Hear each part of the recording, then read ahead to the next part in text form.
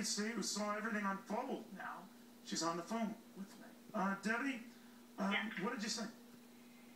Well, I had to sneak in through the mall and do some serious shenanigans to get to where I got. I was 20 feet away. There were no civilians. It was all police, and I saw a cop in the lobby at the corner of Coltville and Georgia Avenue, which is where the gunman was allegedly, and it's very calm and quiet. All you can hear are police sirens. There's nobody on the streets except for armed cops.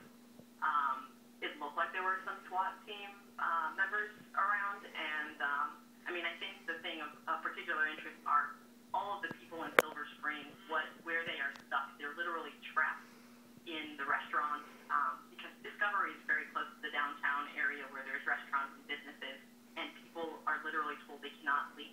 So if you're in a restaurant or a store or anything in the area, you have to stay inside. Trapped. And so I actually snuck through the kitchen of a Chinese restaurant, and the only people that were in there were the workers when they were bored.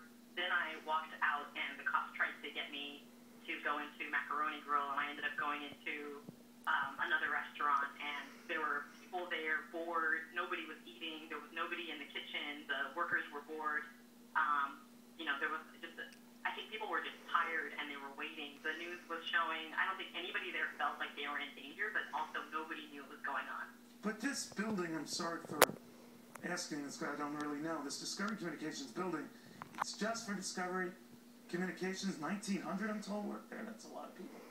Yeah, basically Silver Spring 5 years ago was a big dump, and before the Discovery building was placed, the city was pretty boring and wasn't developed, and so Discovery made a deal with the city, and they built that building knowing that they were going to revitalize the downtown area with businesses and restaurants for the workers. So basically,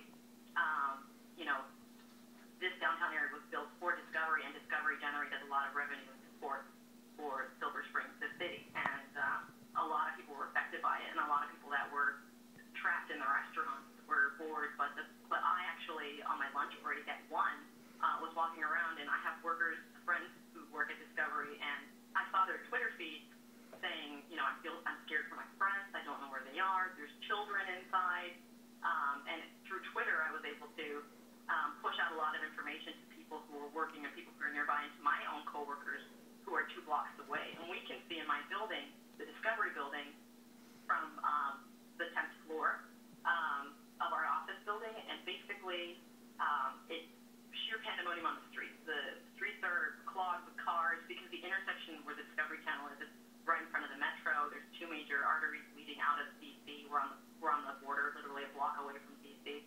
So it's just a crazy mess of cars, of pedestrians. People can't go through. The yellow tape is like the perimeter is around the largest part of Silver Spring. So people are taking the buses to try to get away. Well, where are you now, by the way? Well, I was 20 feet away from that lobby where the gunman was at, and I almost got trapped in a Red Lobster, and then I snuck out through the kitchen and found a way out. But now I'm back in the safety and confines of my own office building, which is 2 blocks away. Because the reason I asked, we're now being told that people are being released from buildings beside and across from Discovery. I don't know how quickly that's going, but do you see anything like that happening? Well, before I got 20 feet away, I was trapped behind a yellow line, and I saw individuals. It was up to them. In some places, it's being policed inconsistently. In some places, people are staying inside of the restaurant, and some of them are even keeping their heads out. And then in other places, people are really locked down. So it's, the cops are a little bit inconsistent, but the closer I got, the more angry and the more diligent they were. When I got 20 feet away, not that he was like showing off his gun, but it was clear to me that it was a very serious offense for me to be there, and that I was in danger. Well, you stay where you are right now, young lady. But thank you very much. We appreciate the update from someone who was there.